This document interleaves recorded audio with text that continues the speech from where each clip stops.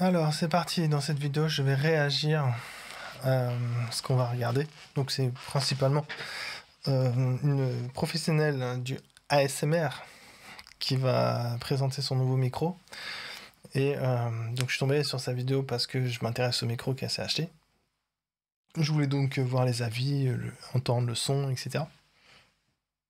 Moi, sur ma petite chaîne très modeste de quelques abonnés, je fais, je fais des tutos pour les microphones et tout ça. Et quand je suis tombé sur ça, mais j'ai rigolé. J'ai rigolé, tellement j'ai rigolé que je me suis dit, attends, je pense que c'est une vidéo canular, je suis en train de me faire baiser. En fait, c'est pour le 1er avril. Mais non, c'est pas du tout pour le 1er avril. Donc, du coup, je trouve ça scandaleux. Et j'ai écouté ce qu'elle a dit attentivement et tout ça. Du coup, j'ai pas passé toute la vidéo. J'ai pas affiché toute la vidéo, évidemment, parce que ça sert à rien. Je t'invite à aller voir sa vidéo si ça t'intéresse. Mais en gros, voilà, elle a 80 000 vues et quelques. Peut-être bientôt 100 000, qui sait, je sais pas, tu vois. Et pour le coup, je trouve ça un peu dérangeant parce qu'elle raconte vraiment n'importe quoi du début à la fin. Elle n'est pas forcément bien conseillée en plus. Dans sa vidéo, elle dit qu'elle a été conseillée par quelqu'un qui a un studio de chant et qui lui a dit d'acheter ce micro. Donc elle a acheté ça sur conseil de professionnel. Et bon, moi j'ai un avis qui diffère. Donc en gros, je vais réagir, mais c'est pas de la réaction à chaud parce que voilà, tu vois bien, j'ai préparé des trucs et tout ça. On va écouter ce qu'elle dit et puis je vais revenir dessus, je vais donner des explications. Donc je vais parler de la différence entre un micro USB et un micro XLR. Je vais donner des conseils sur quel micro acheter.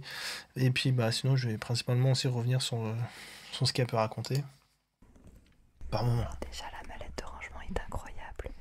Il y a écrit sur la notice qu'il faut surtout faire attention au choc. Il ne faut pas gratter ou tapoter la membrane. Donc elle a dit il faut pas gratter ou tapoter la membrane. C'est bien ce qu'elle a dit. Elle a lu ça, elle a retenu ça et nous le partage. Il ne faut pas gratter ou tapoter la membrane. La seconde suivante, qu'est-ce qui se passe? La membrane qui est cette grille qu'on a sur le... Moi, ça me fait rire à chaque fois. Elle dit, la seconde d'avant, elle dit, faut pas faire ça, et elle le fait, tu vois. Enfin, c'est même pas ça le problème, en fait. C'est que c'est pas ça la membrane. Le problème, il est là. Ouais, c'est que ça, c'est juste une grille de protection, et la membrane, elle est cachée derrière. La membrane, c'est comme ton tympan d'oreille, tu vois. Tu peux pas toucher ton tympan. C'est protégé par l'oreille, par le conduit, etc., quoi. La membrane, c'est pareil, elle est planquée au fond, au chaud dans son terrier, tu vois. Et puis heureusement, parce que sinon son micro il serait mort déjà, en fait. Blue Yeti. Et qui va aussi être sur ce nouveau micro. Alors du coup, il a l'air beaucoup plus fragile. Et voilà, Il est beaucoup plus fragile. ah oui, c'est le double du prix du micro Blue Yeti. Donc là, on est sur un micro professionnel. Beaucoup mieux que le Blue Yeti en termes de prix et de qualité apparemment. C'est parti. Donc on va avancer un peu parce qu'elle fait de la ASMR en fait, donc c'est pas... Enfin moi ça m'intéresse pas la ASMR. En fait elle dit des trucs, après elle fait un peu d'ASMR, après elle dit des trucs. Et à chaque fois qu'elle dit quelque chose c'est incroyable. Le mot est là. Donc voilà. Nous avons ici le micro et là une partie du trépied. Ouais, incroyable. Non, ça c'est une suspension de type araignée. Voilà, ça n'a pas d'autre nom que d'être une suspension. C'est pas trépied. Trépied, c'est un pied de micro avec 3 pieds en bas. C'est composé de 3 pieds, comme un tripode ou des trucs comme ça. Toi, il y a 3 pieds parce que c'est stable en fait quand il y a 3 pieds. C'est pas autre chose. Là, ça n'a rien à voir. Donc c'est la suspension du micro. Ça évite qu'il y ait des sons qui soient transmis du pied de micro vers le microphone, vers la membrane du microphone. Voilà. Donc c'est pour faire une séparation des vibrations mécaniques qui circulent dans le trépied, quoi.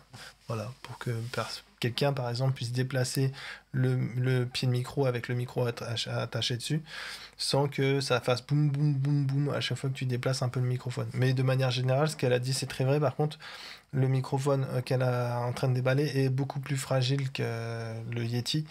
La membrane, par exemple, si tu prends ton microphone qu'elle a là, si tu le secoues, juste comme ça, tu le prends, tu le secoues, tu peux déjà abîmer ton microphone. C'est très sensible en fait. Parce que la membrane, qu'est-ce que c'est? C'est une fine plaque, très fine comme une feuille de métal en fait. C'est vraiment très très fin. Une feuille de métal. Et c'est souvent plaqué d'or, plaqué or. pour la conductivité et d'autres propriétés que je connais pas, tu vois. Mais en gros, voilà comment ça fonctionne. C'est une plaque de métal hyper fine qui reproduit un peu une peau d'un instrument, une membrane de micro, une membrane d'haut-parleur. Tu vois, c'est vraiment un truc très fin, très sensible. Donc plus le micro est cher en général, et plus cette membrane va être fine et sensible du coup aux moindres vibrations. Donc voilà, le but c'est que ces membranes elles soient au moins équivalentes en qualité à ce que sont capables de percevoir nos oreilles, évidemment, parce que si on a des membranes qui sont de plus haute performance que nos propres oreilles, c'est ça, nos propres tympans, du coup, c'est un peu too much, quoi. Donc voilà, et là ça c'est l'araignée. Je vais vous montrer. Elle va montrer, donc voilà l'araignée. Je vais vite expliquer ce que c'est que la suspension araignée. Avec son... Donc, c'est un peu dur de pas... Ah, j'aimerais bien avoir un moment où c'est pas flou. Elle bouge tout le temps. Stop, bougez là. Socle, je dirais plus. Pitié. Bon, là, elle n'a pas l'air trop bougé. Donc, en gros, il y a un disque à l'extérieur. Tu vois, il y a un cercle à l'extérieur. Et à ce cercle, soudé, il y a des tiges. Au bout de ces tiges-là, il y a en fait les élastiques qui sont pincés. Là, c'est vraiment des pinces. C'est bien maintenu. L'élastique ici, il est vraiment bien accroché. Donc, il est accroché, l'élastique, en 4 points. Ici, ici, ici. Et de l'autre côté, là-bas. Et il y a un deuxième élastique qui est accroché en haut. Donc, là, là, là et là. Ça, c'est le support de la toile de l'araignée, on pourrait dire. C'est le support et la toile de l'araignée. Et l'araignée, vraiment, c'est ce qu'il y a au centre. C'est la pièce qu'elle touche avec cette main-là. Donc, c'est ce qu'il y a au centre ici. Donc, pareil, c'est un autre cercle avec des tiges en métal. Mais tu vois qu'au bout des tiges en métal, à chaque fois, il y a un crochet en haut et en bas qui permet donc d'accrocher. C'est comme des pattes avec des griffes, quoi. C'est vraiment l'araignée qui est accrochée, qui est suspendue à sa toile. Et le microphone, il va être fixé à cette partie centrale. Et vu que j'ai vu... Tu vois, il y a un support ici avec des petits caoutchoucs pour vraiment que ça se fasse avec le plus d'atténuation possible. Vu qu'il n'y avait pas le trépied qui allait avec, je l'ai acheté. Donc après, elle explique qu'elle a acheté un support, un pied pour table, un pied pour podcast. Après, elle va faire quoi? Ici, elle est en train de parler des câbles XLR et elle va parler des diagrammes polaires. Donc je vais expliquer, on va du coup aller ici. Donc, la différence à comprendre entre les deux micros qu'on a à gauche et à droite. Le micro Yeti, c'est un micro USB.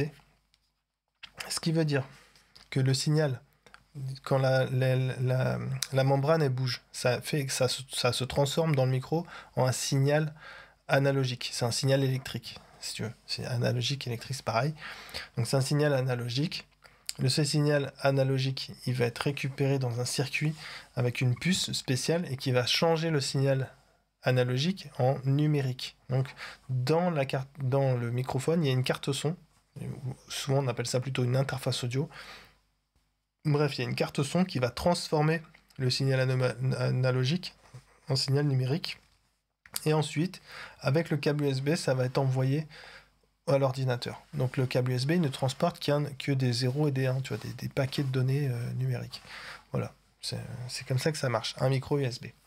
Un micro XLR, lui, il ne peut pas convertir, il n'est pas équipé des puces pour faire la conversion du signal analogique en numérique. Donc ce qui va sortir par le câble ici, qui est un câble XLR, ça va être un signal toujours analogique, puisqu'il n'a pas été transformé en signal numérique. Et pour bien faire, les professionnels utilisent des câbles parfois qui sont très longs, genre plusieurs dizaines de mètres. Donc pour bien faire, pour pas qu'il y ait de parasites qui soient captés trop de parasites qui soient à la réception du signal, à la fin quand on arrive à la carte son. Donc le câble qui va aller jusqu'à la carte son, un câble XLR, il est ce qu'on appelle symétrique. C'est-à-dire que, je vais peut-être pas rentrer dans les détails, mais en gros, il est symétrique. C'est-à-dire qu'il a une particularité qui fait que le signal, il arrivera à la fin sans parasite, même si le câble, il est très long. Donc, pour le grand public, en général, tu dois connaître sans doute les câbles RCA. Donc, c'est des câbles qui sont asymétriques. C'est-à-dire que si tu prends des câbles de ce type-là, qui font moins de 5 mètres, ça pose pas de problème, surtout chez les gens, parce qu'il n'y a pas trop d'interférences, etc. Donc chez toi, un câble de 3 mètres asymétrique, c'est très bien. Par contre, dès que si tu veux prendre un câble, ce même câble, mais dans une version qui fait 10 mètres, là tu risques d'avoir des problèmes, des sons qui font bzz, bzz, des buzz et des trucs et des machins. C'est parce que ton câble est trop long et qu'il n'est pas... Il n'est pas suffisant en fait pour transporter un signal sans prendre trop de parasites, etc. Donc là, la solution, c'est de prendre un câble dit symétrique, comme le câble XLR. Voilà, c'est pour ça que sur les micros professionnels, c'est des fiches XLR pour pouvoir brancher un câble ici qui fait 20 mètres jusqu'à une carte son, tu vois.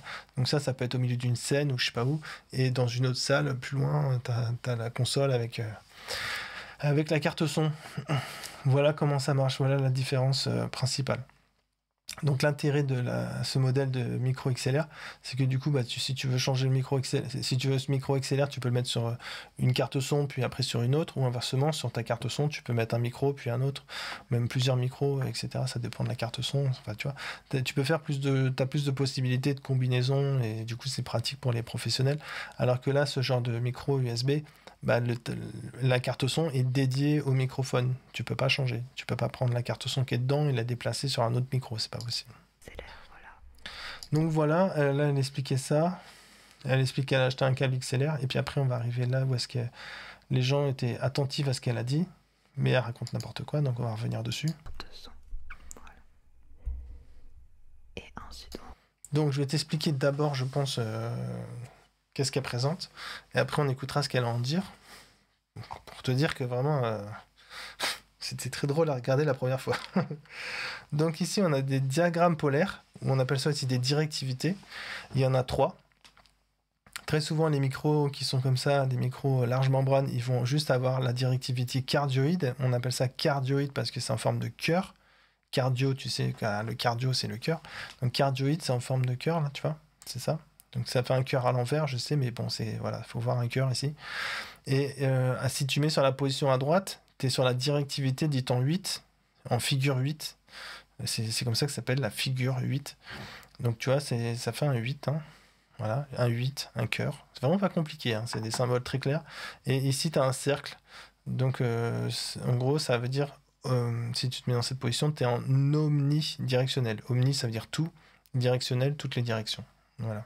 Donc quand tu te mets en cardioïde, le son est pris que d'un seul côté de la membrane, on peut dire ça. Quand tu te mets en figure 8, le son est pris derrière la membrane et devant la membrane. Donc en cardioïde, ça va être que devant la membrane pour être précis. Et en figure omnidirectionnelle, pardon, là c'est peu importe où tu es autour du microphone, ça va être capté de la même façon, à peu près. Enfin, l'idée, c'est ça, quoi. Voilà, ce qui veut dire aussi que, tu vois, en gros, quand il y a un disque, quand ça fait un arrondi, ça veut dire que ça capte, et quand ça fait un creux, ça veut dire que ça capte pas. Donc, ce qu'il faut comprendre aussi, c'est que si tu es derrière le microphone, là où elle est placée, elle est derrière le microphone, donc le microphone, il capte mal sa voix si elle l'utilise maintenant. Elle est au pire endroit pour parler dans le microphone. Et à la figure 8, là, c'est quand tu es sur le côté du microphone, si tu es ici ou là, là, le micro, il va pas enregistrer ce que tu dis, quoi. Voilà. Donc c'est des directivités ou diagrammes polaires en français. En anglais, souvent on parle de pattern. Et puis du coup, tu peux commuter, tu peux choisir un ou l'autre. Ça change la directivité du microphone. Voilà, ça te permet, par exemple, si tu veux faire une interview avec 2 personnes, tu mets une personne d'un côté comme elle et moi, tu vois, on se fait face, il y a le micro entre nous, on se met sur la figure 8, et comme ça, les 2 personnes sont entendues. Et s'il y a une 3e personne à droite, elle ne sera pas entendue, donc elle pourra nous dire des trucs. On l'entendra pas, enfin nous on l'entendra, mais le micro il l'enregistrera pas, tu vois. Ça peut permettre des choses un peu comme ça, tu vois. Beaucoup plus de choses, hein, je t'expliquerai ça après. Mais bon, donc voyons maintenant qu'est-ce qu'elle en dit. Comment elle explique ça à 100 000 personnes là. On retrouve les logos comme sur le Blue Yeti de binaural. Non, c'est pas binaural, c'est un mot marketing. Binaural, ce que ça veut dire, c'est entendu par les 2 oreilles. C'est ça que ça veut dire. Quand un son est binaural, c'est entendu par les 2 oreilles. Donc là, moi, depuis tout à l'heure, je te fais une session binaurale extraordinaire, puisque tu m'entends avec tes 2 oreilles. Voilà. Donc, non, c'est pas binaural. Et ce qu'elle dit, quand elle pense binaural, elle pense à ce qu'elle veut dire, je pense que c'est surtout stéréo.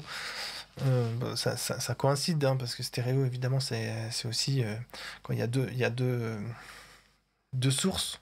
Stéréo, c'est quand il y a 2 sources. Donc, par exemple, t'écoutes tu écoutes une chaîne hi-fi en stéréo, c'est-à-dire il y a deux sources. Binaural, ça va pas être ça. Binaural, c'est quand tu écoutes tes deux oreilles. Donc tu peux écouter du son qui vient en stéréo et l'écouter qu'avec une seule oreille si tu es sourd d'une oreille, par exemple. Donc tu vois, c'est deux choses différentes. Donc voilà. Là, elle voulait dire stéréo, elle a dit binaural. Et c'est faux, il y a pas... Du coup, il y a du binaural sur le microphone, comme sur tous les microphones. Enfin, ça dépend surtout comment t'écoutes, en fait.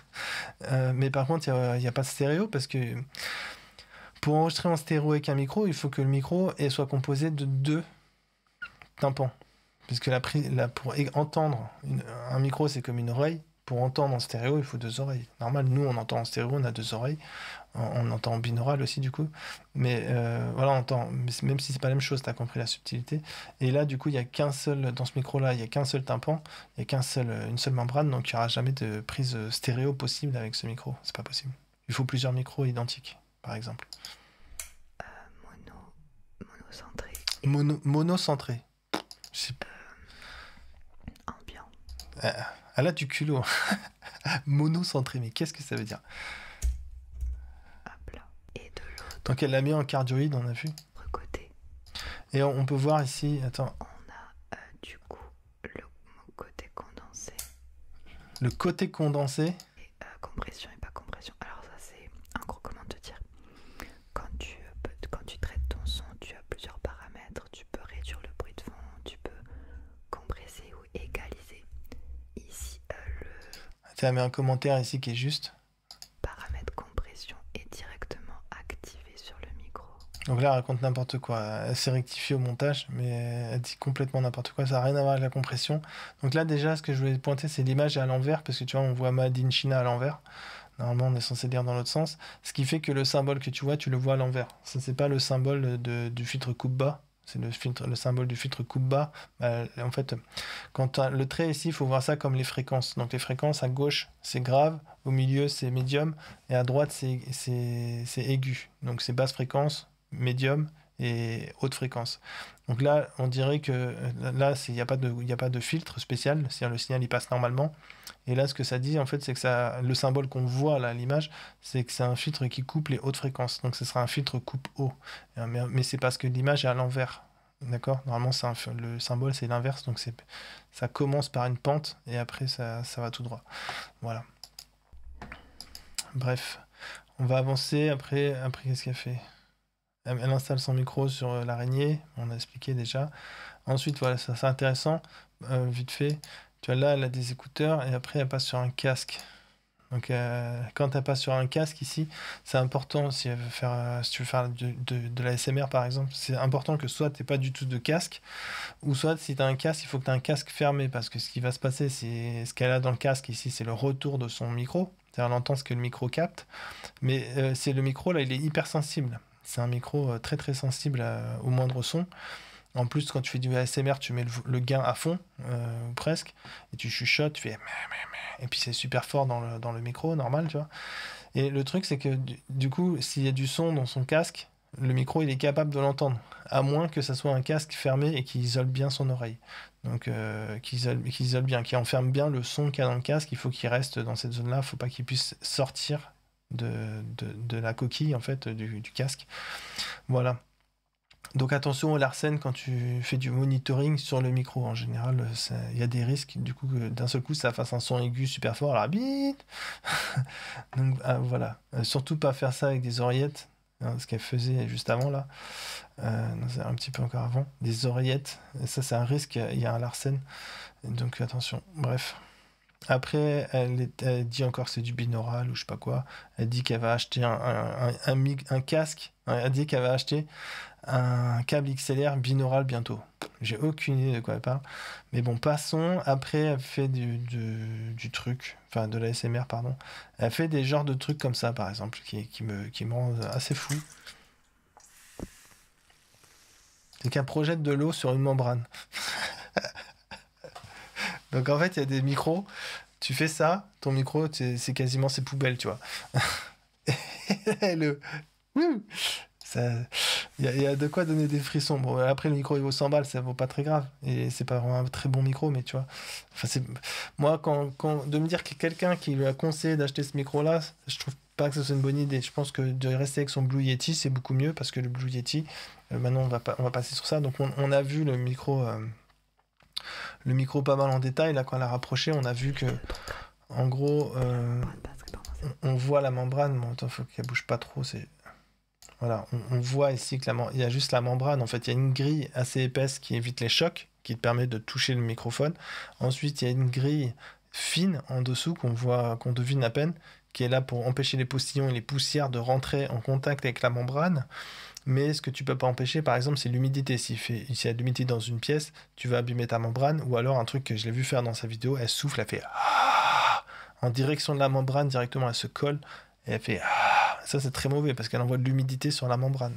Limite, elle a déjà cassé son micro, tu vois, pendant sa vidéo. Enfin, après, c'est un micro un peu cheap, donc c'est pas trop grave, on va dire, mais voilà, ou balancer de l'eau comme tout à l'heure, etc. Bon, tout ça pour dire que tu vois que là, on la voit, la membrane, par transparence. Donc, pour dire, elle n'est pas si protégée que ça, tu vois. Et c'est normal, parce qu'en fait, tu veux que la membrane, elle soit à son maximum. Tu puisses exploiter à fond. Donc, plus tu mets des grillages devant, et plus il y a des filtres, en fait, parce que ça bloque certaines fréquences. Ça, là, c'est grillé. Ça bloque des fréquences. Donc, c'est un peu un problème, on va dire, d'avoir ce genre de trucs, mais en même temps, ça empêche qu'il y ait de la poussière. Si tu mets pas une grille devant ta membrane, même si tu essaies de prendre le soin maximum, tu risques de le casser, quoi qu'il arrive, quoi. Enfin bref. Bon, bref, t'as compris que moi, j'étais pas du tout d'accord avec le fait qu'elle utilise ce genre de microphone, parce qu'elle va juste l'abîmer, en fait. Certes, c'est mieux, mais là, à l'heure actuelle, on en prend absolument pas assez soin. Bon, bref, regarde ça, par exemple, c'est l'intérieur de son micro Blue Yeti. Et tu vois la différence immédiatement. En fait, dans un Blue Yeti, il y a 3 capsules déjà. Donc il y a 3 oreilles, il y a 3 tympans. Et donc il y a un qui est tout seul. À chaque fois, c'est des capsules cardioïdes. Tu sais, on avait parlé de la directivité tout à l'heure, donc c'est des cardioïdes. Donc cardioïde, cardioïde, cardioïde. Et là, on voit qu'il y en a 2 qui sont empilés l'un sur l'autre. Donc si tu te demandes pourquoi c'est faire ça, c'est parce que quand tu fais une prise de son en XY, en fait, tu mets 2 microphones cardioïdes l'un au-dessus de l'autre, comme ça, à 90 degrés, en perpendiculaire. Tu vois, donc c'est exactement ce qu'on voit ici. Tu vois, 2 micros cardioïdes, l'un au-dessus de l'autre à 90 degrés. Donc ça, c'est ce qui permet le mode stéréo dans le Yeti, en fait. C'est grâce à ça. Voilà, donc c'est stéréo en XY.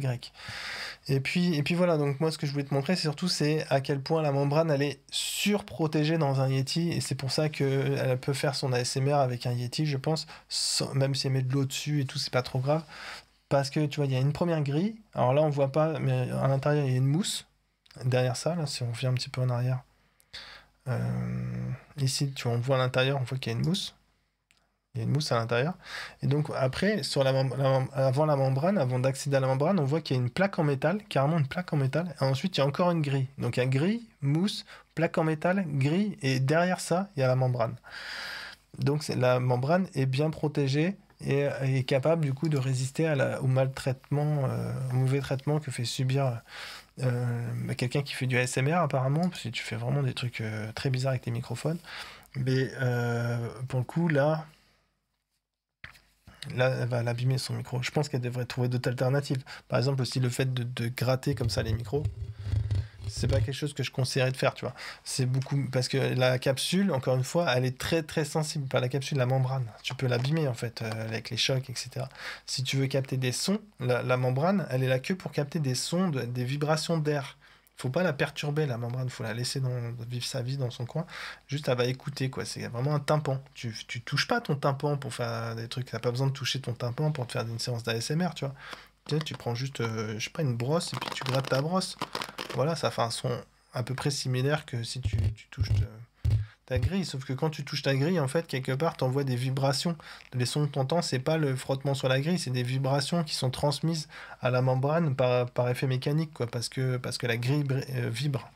Donc c'est pas bon. Ne touchez pas votre microphone, en fait. Ça, c'est pas pour rien si on met une araignée, tu vois. C'est pour isoler le micro. Il faut pas le toucher du tout, quoi. Jamais. Donc voilà. Très mauvais traitement de microphone. J'étais obligé du coup de revenir là-dessus parce que là c'est une aberration, quoi. On dirait un enfant de 5 ans qui joue avec une Porsche, quoi, tu vois, c'est n'importe quoi. Enfin bref, du coup maintenant ce que je vais faire c'est que je vais te suggérer éventuellement, si ça t'intéresse d'apprendre à faire des prises en stéréo, bah, je te conseille ce genre de vidéo par exemple. Donc où tu vas avoir plusieurs techniques pour faire de l'enregistrement stéréo. Voilà, je pense qu'en français tu peux trouver des choses. Donc bon, il y en a différents. Il y a l'ORTF par exemple, qui est hyper connu, ça reproduit un peu comme des oreilles humaines. Donc c'est microcardioïde, microcardioïde, et puis tu les écartes à peu près de la même distance que deux oreilles. C'est assez précis quand même le placement, attention, ça se fait pas un peu à l'arrache. Et puis moi mon préféré c'est plutôt ça. Ou donc tu as deux micros, mais là c'est la directivité omnidirectionnelle et tu les espaces. Encore une fois, il faut faire attention à quel espace tu mets entre les microphones à cause des problèmes de phase entre les deux signaux. Mais ça fait du coup une stéréo super large. Moi j'aime beaucoup. Ça rend bien l'ambiance de la pièce, etc. parce que c'est omnidirectionnel. Et puis voilà, maintenant pour finir, ce qu'on va faire, c'est que je vais te montrer comment rechercher des microphones, un microphone si tu veux. Donc déjà, je te conseille pas un microphone USB, sauf si c'est pour maltraiter ton micro. Là, le Blue Yeti, c'est très bien, c'est prévu c'est idiot proof, il n'y a pas de problème. Mais par contre, si tu veux utiliser un micro correctement, ça t'es prêt à utiliser correctement un micro, je vais te conseiller comment faire des recherches, par exemple sur le site Thomann. Donc tu vas venir décocher à lampe, enfin tu mets pas de lampe. Ça, c'est parce que la lampe, en fait, c'est-à-dire elle va être vendue avec un ampli pour le signal avec des lampes. Enfin bref, c'est vintage et tout. Te prends pas ça. Ça sert à rien, c'est juste plus cher pour pas grand-chose, en fait. La directivité, tu mets oui, plusieurs directivités. Suspension araignée inclus, oui. Microphone USB, non. Pas de microphone USB parce que les microphones USB, comme je t'ai dit, ils sont pas ouf. Tu vas difficilement trouver un bon truc. Moi, je conseille pas notamment au niveau des directivités. Puis dès que tu vas vouloir faire de la stéréo, en fait, d'avoir plusieurs microphones USB, c'est chiant. Faut mieux avoir une carte son où tu mets deux micros en XLR direct. C'est plus simple. Donc voilà. Par contre, ça coûte plus cher forcément, mais en même temps, c'est pas la même qualité, tu vois. Donc elle, son micro, c'est celui-là, tu vois, ça coûte 140 balles. Si tu en achètes deux, bah, tu peux faire des prises stéréo, là, comme je t'ai montré tout à l'heure. Après, donc, qu'est-ce que je te conseille avec ça? Parce que je ne conseillerais pas ça. Je te conseille d'acheter ce pied-là, cette référence-là précise. Tu peux le prendre en noir ou en chrome. Et bah, c'est un très bon... C'est le plus polyvalent des trépieds. Donc là, pour le coup, c'est trépied parce que tu vois, il y a 3 pieds en bas. Et puis voilà, moi j'ai un truc comme ça, j'en rachèterai. Enfin, voilà, pour moi, c'est les meilleurs parce que les barres là, elles sont le plus extensibles en hauteur et sur la largeur. Donc bah, c'est plus pratique finalement, tu vois. Et puis ça fonctionne bien. Franchement, j'ai des micros plus ou moins lourds, il n'y a jamais de problème avec. Et moi j'aime bien. J'aime beaucoup, beaucoup. Et du coup, ce qui est bien aussi, c'est que ton micro, tu vois, il est à côté de moi, à côté de ma table, il est au-dessus de ma table en fait, à hauteur de ma bouche, etc. Mais ma table, ça repose, c'est pas en contact avec ma table, donc je peux taper sur ma table, faire des bruits d'ASMR table, mais il n'y a pas la vibration qui est transmise au microphone. Donc voilà, les trépieds, c'est vraiment bien pour, toujours pareil, désolidariser les vibrations qui peuvent arriver au microphone par effet de transmission à travers la matière. C'est ce qu'on veut éviter. Voilà, les câbles, pour ce qui est des câbles, moi je prends toujours des cordiales et je vérifie qu'il y a le connecteur neutrique. Des fois, c'est écrit fiche neutrique, soit c'est connecteur neutrique, mais ça, c'est vraiment le premier truc que je regarde. Je prends toujours cette marque-là. Et puis, voilà, eux, ils dominent le marché et tout ça, quoi, parce qu'ils font bien le produit, quoi. Ils font des bons produits. Après, il faut regarder la longueur, hein, c'est ça qui va être important. Et éventuellement, si tu peux regarder la section du câble, moi, je prends toujours du 0,2. Enfin bref, après, c'est moins important, on va dire. Mais bon, bref. Ensuite, les interfaces audio. Bon, les interfaces audio USB, donc c'est les cartes son. C'est ça qui va convertir le signal. Tu vas brancher dessus ton micro là sur les prises XLR, comme celles qui sont ici à l'avant là. Et ensuite, ça va convertir ton signal en signal numérique et par USB, ça va envoyer le signal numérique à ton ordinateur pour le mettre dans tes logiciels, etc. Voilà comment ça marche. Donc après, là, en fait, qu'est-ce qui s'est passé? J'ai fait des sélections, donc j'ai dit je veux pouvoir mettre deux micros pour pouvoir faire de la stéréo, tout simplement. Ah ouais, j'ai pas dit pour les micros. Quand tu achètes ton micro aussi, il faut que tu vérifies juste une chose, c'est qu'il y ait bien les diagrammes polaires ou directivité, où il y ait omnidirectionnel, figurant 8 et cardioïde. C'est pour avoir de la polyvalence, encore une fois, pouvoir faire plusieurs techniques et de la variation, quoi. Franchement, ça change le son, donc autant en profiter, tu vois, ça coûte pas forcément plus cher, hein, tu vois, le micro Kala, il coûte pas cher, et puis il a les 3 directivités, et puis voilà quoi. C'est les principales. Donc voilà, j'en étais aux interfaces audio. Donc pour les interfaces audio, je disais, j'ai pris nombre d'entrées de 2 microphones au minimum, sortie casque, et j'ai mis 2 aussi. Après là, c'est à toi de voir en fait. Moi je mets 2 parce que je prévois l'idée que peut-être si tu fais de la SMR, tu veux faire ça avec quelqu'un. Et donc bah, cette personne peut-être aussi elle voudra un casque pour avoir un retour. Voilà. Si c'est pas le cas, bah, tu peux mettre que un. À ce moment-là, ça te donnera plus de choix. Parce qu'en fait, les cartes son, le truc, c'est pas comme les micros, il y a beaucoup plus de choix en carte son. Donc, faut pas hésiter à faire le tri en fait. Ça, faut passer du temps à faire du tri, etc. par rapport à ce que tu veux. Et surtout, faut pas hésiter des fois à attendre un petit peu si tu manques de budget. C'est mieux d'attendre. S'il faut qu'il y a 2-3 mois et t'acheter le bon produit que tu as envie d'avoir parce qu'il a ce qu'il faut. Parce que si tu achètes un truc qui t'importe des contraintes parce que c'est limité, après il va falloir que tu le revendes, tu vas perdre de l'argent et après il faudrait que tu rachètes le truc que tu avais envie d'avoir au départ. Donc moi je te conseille toujours d'acheter le truc qui va te satisfaire, même si ça coûte plus cher, beaucoup plus cher, ça peut coûter beaucoup plus cher, mais ça sera beaucoup plus... Bah, ça sera utile en fait derrière, contrairement aux trucs pas chers, pas intéressants. Voilà, après je te dis, il faut regarder les détails, parce que par exemple la marque Zoom, elle fait des choses qui sont transportables, donc si tu veux faire de la SMR en extérieur, bah, sans doute que la marque Zoom, c'est la seule qui va te convenir. Et puis voilà, il y a de la variation, je te dis, ils font pas tous la même chose. Il y en a, ils vont être très peu chers, avoir beaucoup d'entrées et de sorties. Il y en a d'autres, qui vont être chers parce qu'ils sont populaires, mais en fait, ils sont nuls. Enfin bref, je vais pas balancer. Mais ce que je te conseillerais pas aussi, c'est d'acheter des bundles. Tu vois, là, ici, un bundle. Faut éviter ça. Dans les micros aussi, parfois, tu as des bundles. Tu vois, et prends pas les bundles, ça sert à rien. Les pop filters, ça sert à rien. Si tu utilisais ton micro correctement, tu n'auras jamais besoin de pop filter. Normalement. Enfin bref, je vais m'arrêter là. Et puis, si tu as des questions, n'hésite pas en commentaire. Ciao.